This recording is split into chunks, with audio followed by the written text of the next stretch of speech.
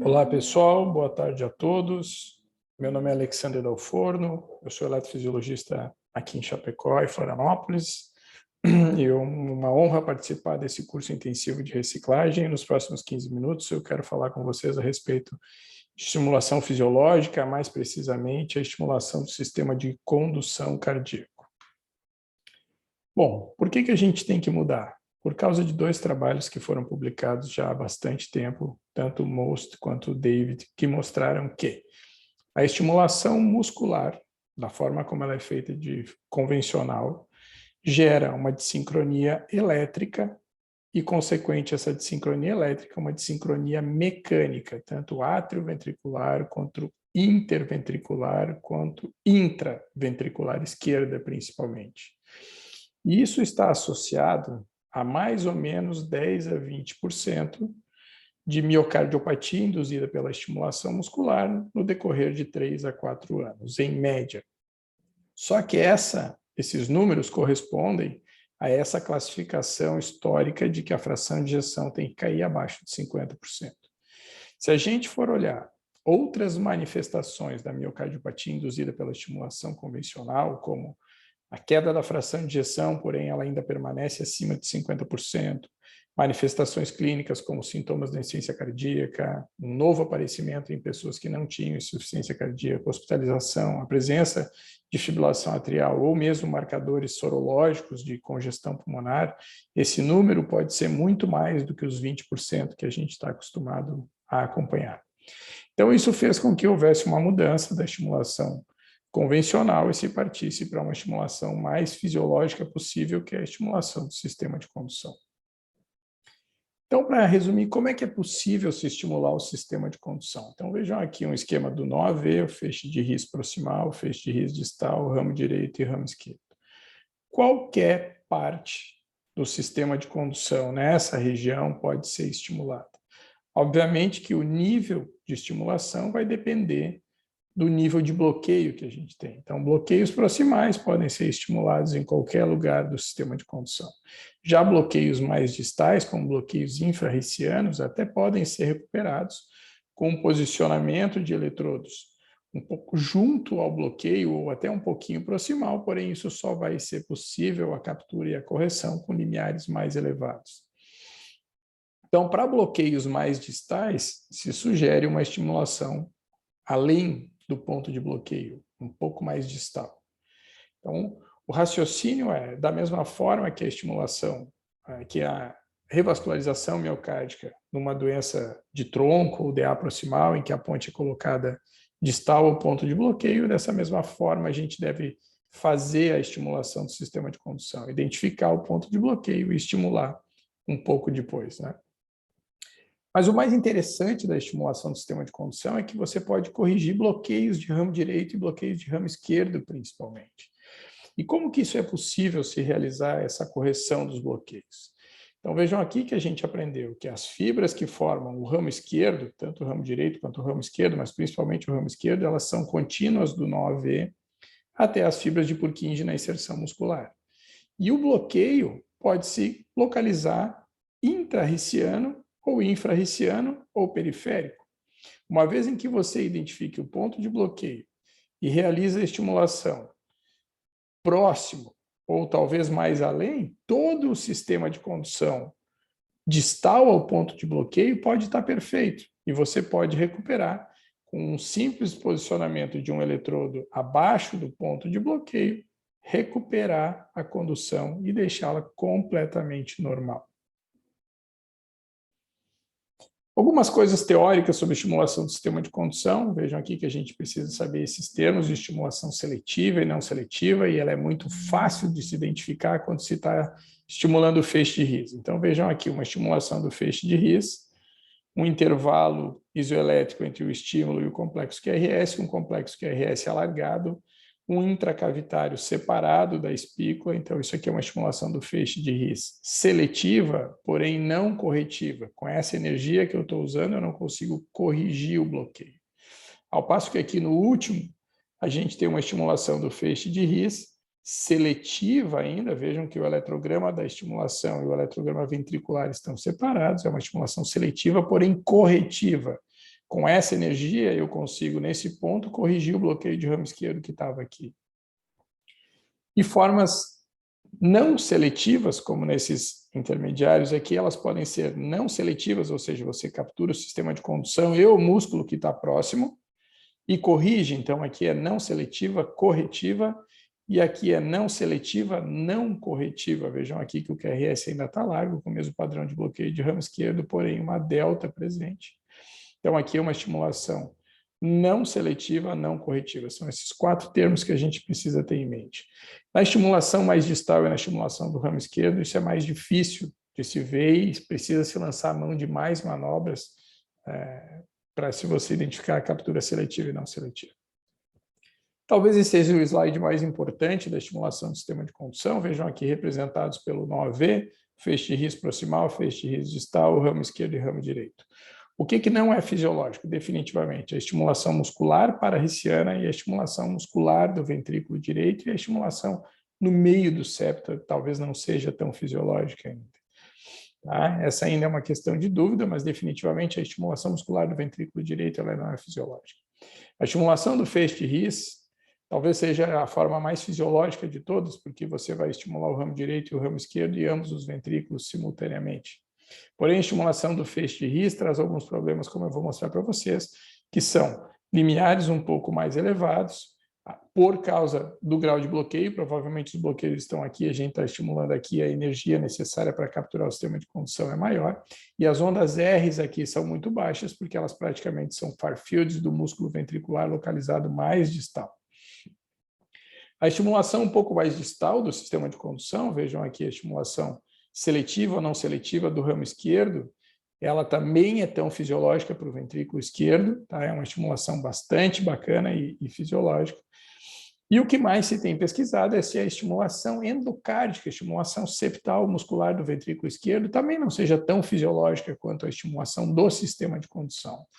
Vou mostrar para vocês aqui rapidinho um exemplo de estimulação endocárdica do ventrículo esquerdo com menos energia, com mais energia se captura o ramo esquerdo. Vejam que a mudança do QRS e do tempo de ativação é apenas 20 milissegundos, e os QRS gerados pela estimulação do ramo e a estimulação do sistema de condução do endocárdio do ventrículo esquerdo são muito semelhantes.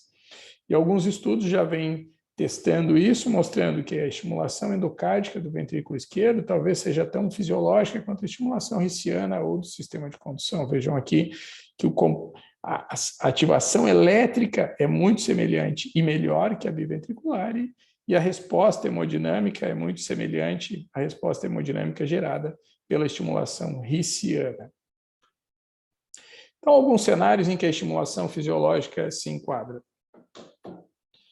No contexto do bloqueio atrioventricular, vejam aqui um bloqueio atrioventricular intermitente, com um BDAS, um bloqueio de ramo direito, com um bloqueio infrahisiano, em que a estimulação do feixe de His não foi possível por causa de alta energia, se lança a mão da estimulação do ramo esquerdo, vejam o QRS gerado, e isso gera uma estimulação bastante fisiológica, um QRS bem estreito.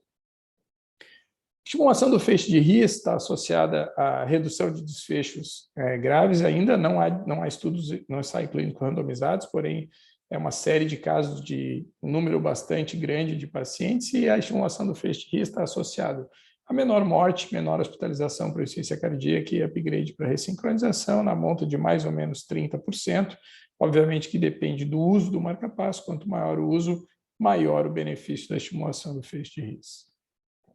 Isso já encontra respaldo em diretrizes. Vejam aqui que a diretriz de 2018 coloca a estimulação fisiológica, mas tanto a ressincronização quanto a estimulação do feixe de His para pacientes com disfunção moderada, ou seja, a fração de ejeção entre 36 e 50, e que vão ter mais do que 40% de pace. Então, isso já está nas diretrizes e a gente deve fazer 2A com grau de recomendação B.